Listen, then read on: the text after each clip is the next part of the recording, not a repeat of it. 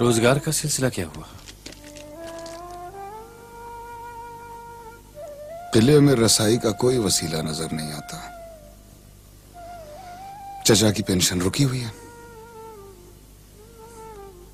या यूं कहिए कि जमा हो रही है।